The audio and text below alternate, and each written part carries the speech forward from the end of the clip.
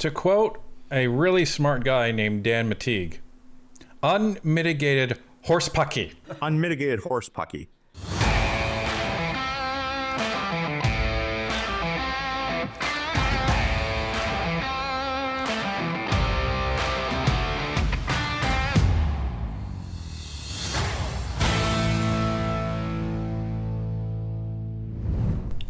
We're almost in the summer months, but today's question period felt like Groundhog Day.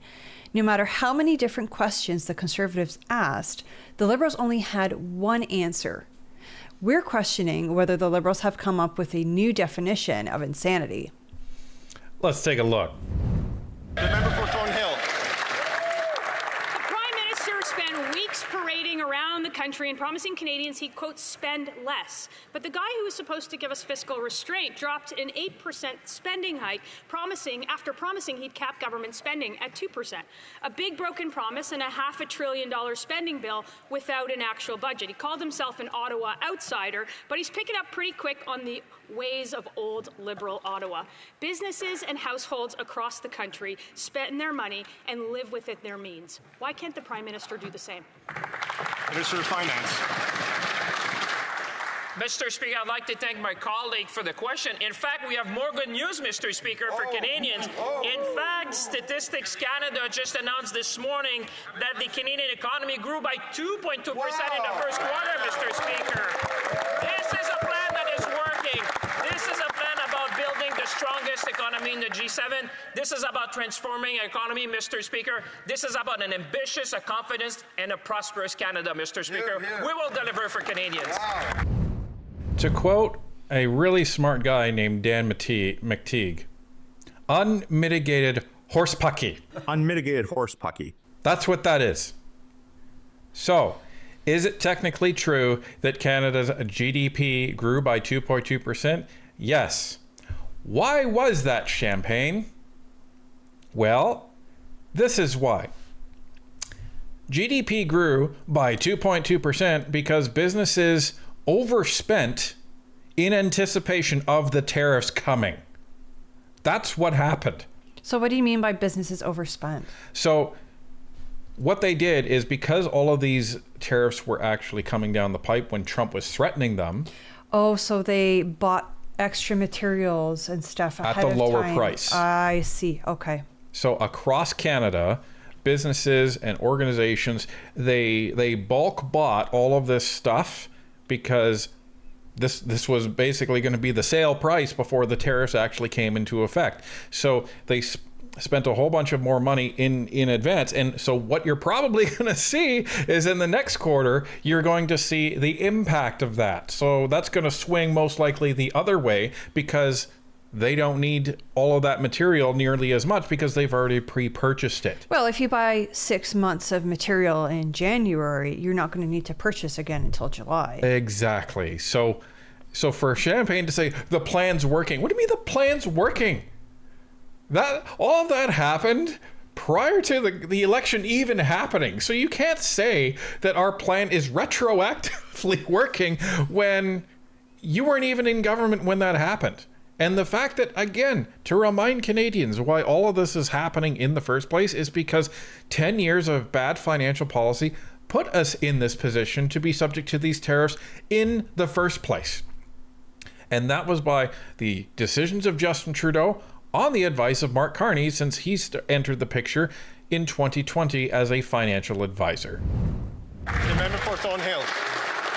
Leave it to the Liberals to tell Canadians that $500 billion blank check and an 8% spending hike after promising to cap it at 2% means good news for Canadians. A request for a $500 billion blank check isn't a plan. It's the exact opposite. And so far, the plan is the government wants to send $1,400 per Canadian family for consultants, for government consultants. He said they cut it by $7 billion. Instead, they increased it by $6 billion. If the Prime Minister is the man with a plan who you want to hire in a crisis, then why does he need to hire so many families? Minister of Finance.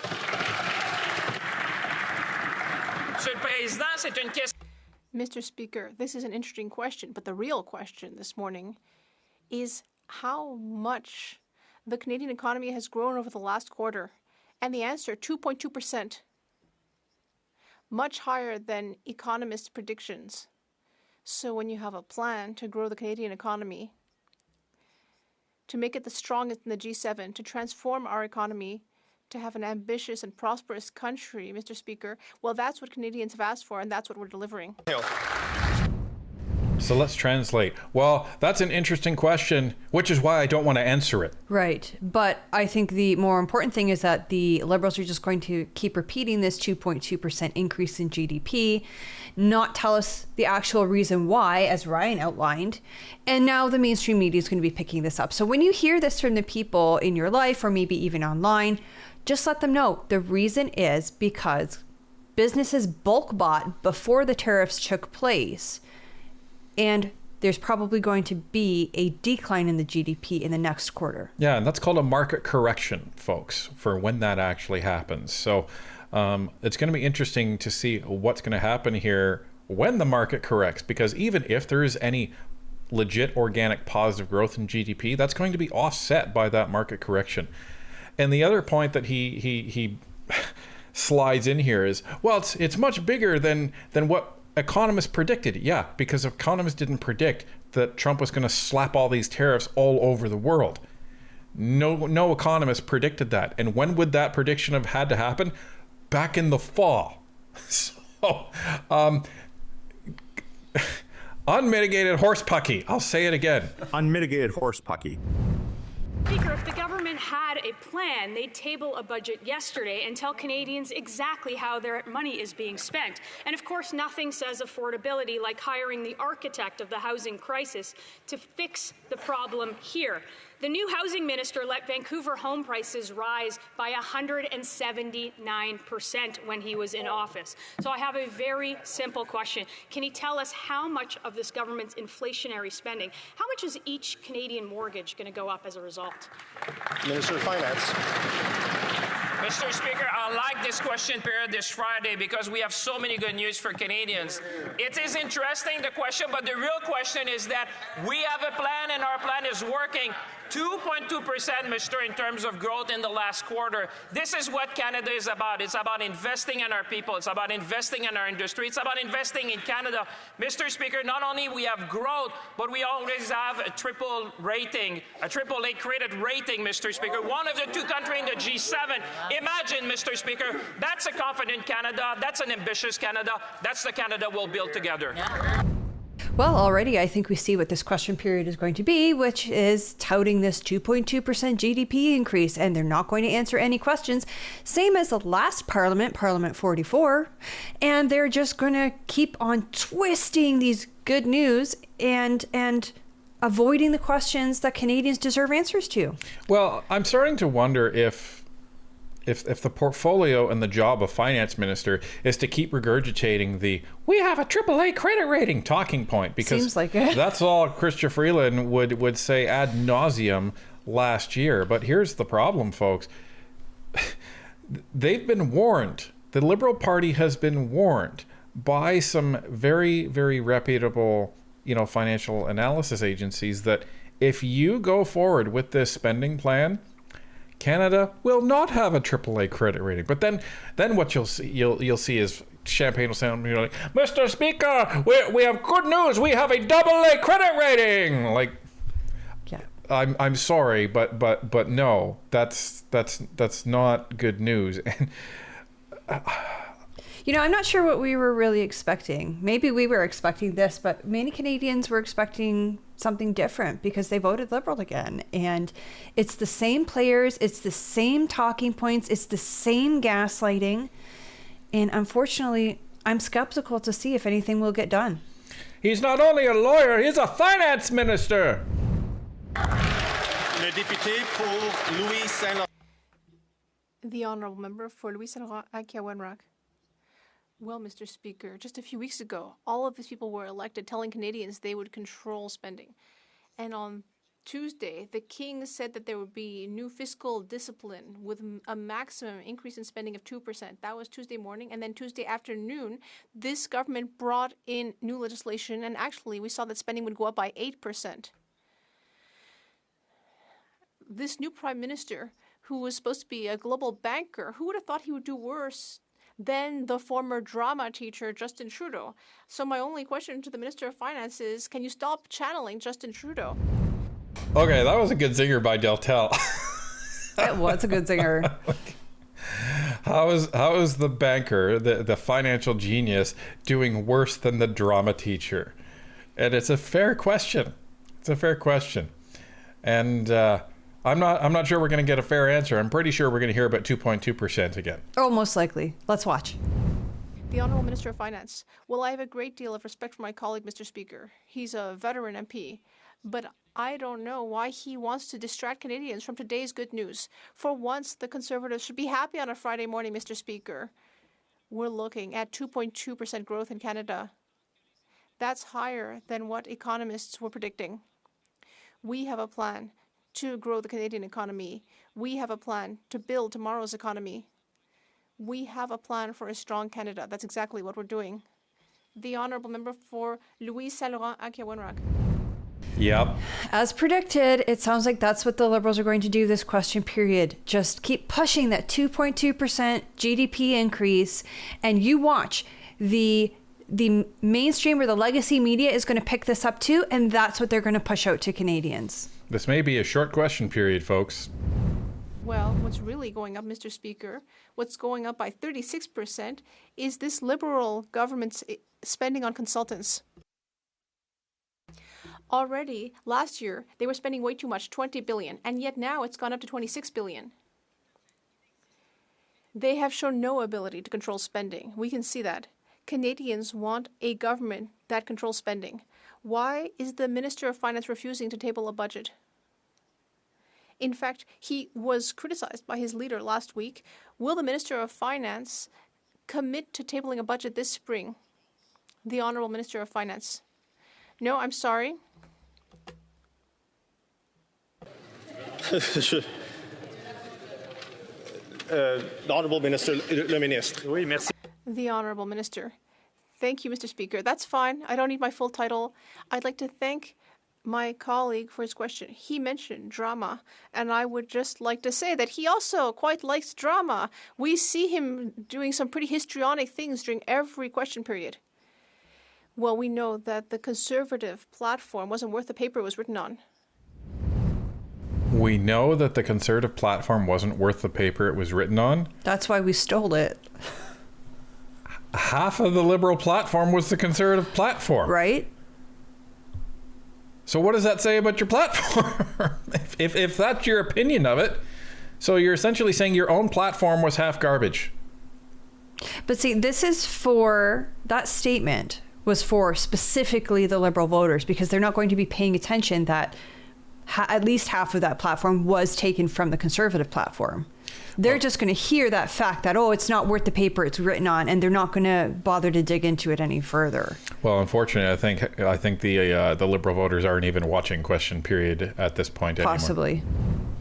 Meanwhile, we on this side of the House, we were elected with a clear mandate to reduce dependence on external consultants and have a strong public service and accomplish our ambitious agenda. The Honourable Member for Louis Saint Laurent Akiawenrak. Well, Mr. Speaker, I'm not being theatrical. These are facts. This government said it would reduce its spending on consultants, but actually we're seeing the exact opposite. 36%. That's the increase on consultants. For those who are listening at home, know that for every single family, those consultants are going to cost you $1,400 in taxes. That's the signature move of this government. Will someone tell this Minister of Finance that it makes no sense to further increase spending on consultants? So now, if they need all these consultants in government, why don't they just hire full-timers? So the way the government works is they have different classifications of employees, and they love to make up their own names for them. So in the private sector, you call them FTEs or full-time employees or contractors. That's basically what you have in the private sector. In government, they call full-time employees indeterminate because they're there for an indeterminate amount of time. And then you have terms, which you have employees that are technically employees, but just on term contracts. And then you actually have consultants, which are third-party vendors that they bring in and they pay them, but it's on a contract by contract basis. So the issue is that they can't bring on new employees without doing two things. Number one, and this is kind of the case for private sector as well, you have to take into the account the salary for that employee, plus around 20-ish% for benefits and Vacation, and pension yeah. and the rest of that stuff that the government actually pays for. So for every, let's say you're bringing on an employee for $100,000, you're budgeting for $120,000. If you are bringing on somebody to be a consultant, you don't have to pay any of those extra costs. Now, what you do have to pay for is between $150 an hour and $250 an hour, depending on what it is. But that's usually for a specific amount of time. So it really depends on what they're doing. Plus, you don't have to manage employees. You don't have to worry about performance issues. You don't have to worry about the fact that if a consultant sends you somebody and they're doing a bad job, you just ring up the consultant and say, this person sucks, send me somebody new. Whereas in the government, you can't do that. If an employee is not a good employee after their probation period, you're stuck with them. You're completely stuck with them. And that all depends on the collective bargaining agreement that you're in, because each agency has its own collective bargaining agreement as well.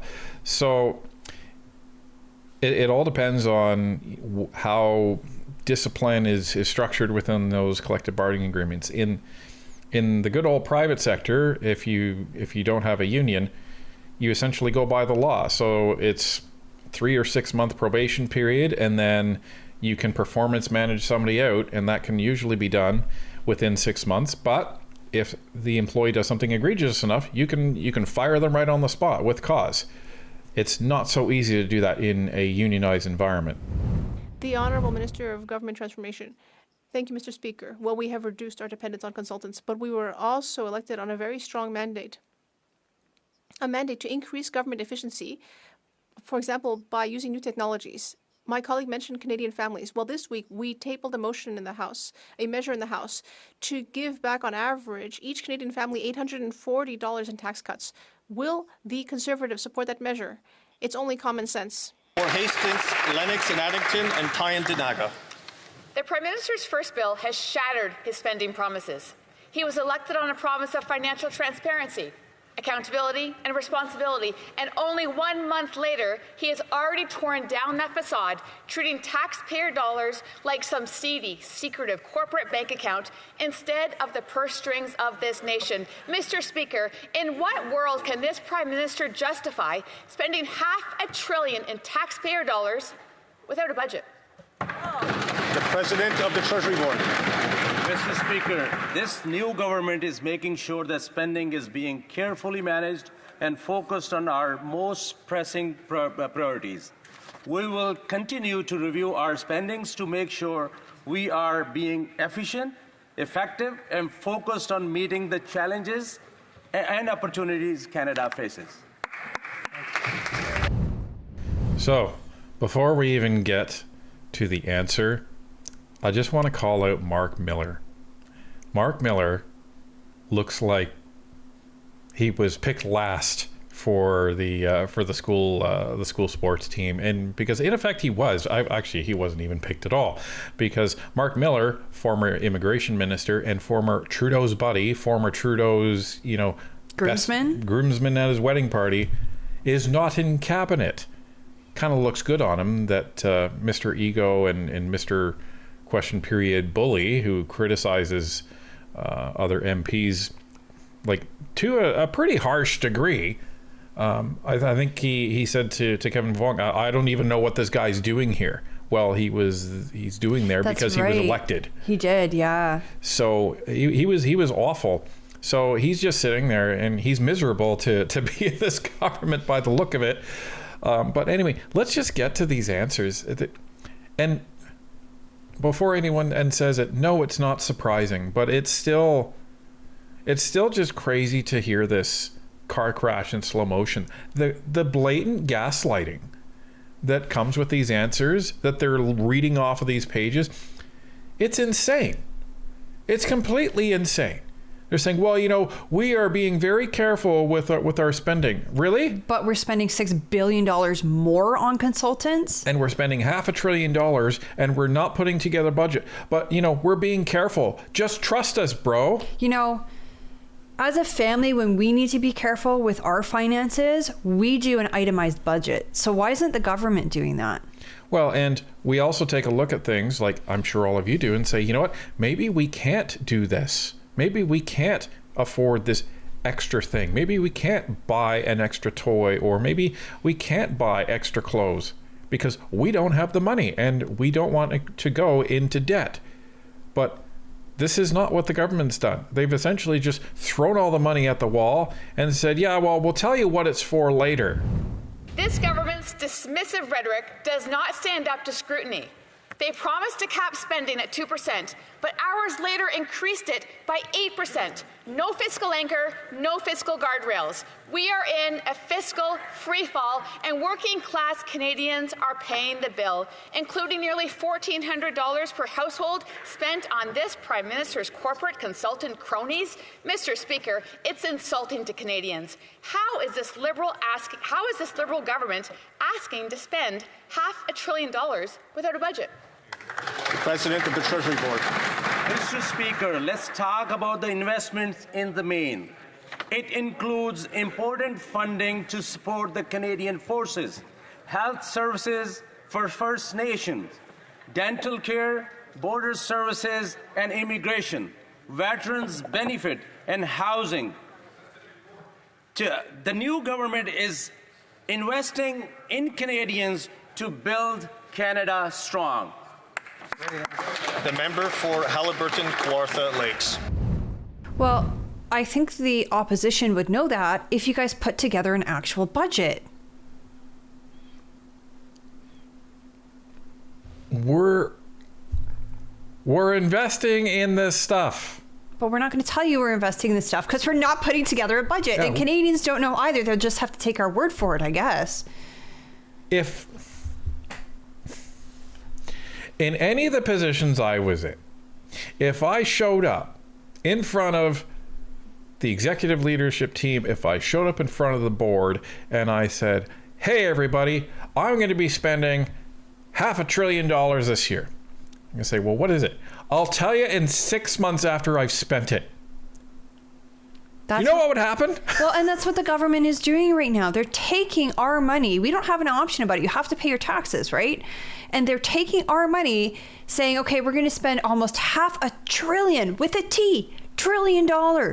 But we're not going to tell you what we're spending it on until it's already spent. It's unreal. Speaker, under these Liberals, it's the same spending, same ministers, and same painful consequences for Canadians. Except now, we don't know the government's full plan because they refuse to table a budget, something quite new to Canada. Budgets have been presented during wars, economic downturns, and yes, even following elections. We do know that this government has increased spending on consultants by 36%, meaning every Canadian household must pay $1,400 to get gimmicks instead of results. How is this Liberal government asking to spend $500 billion without even a budget? Minister of Finance.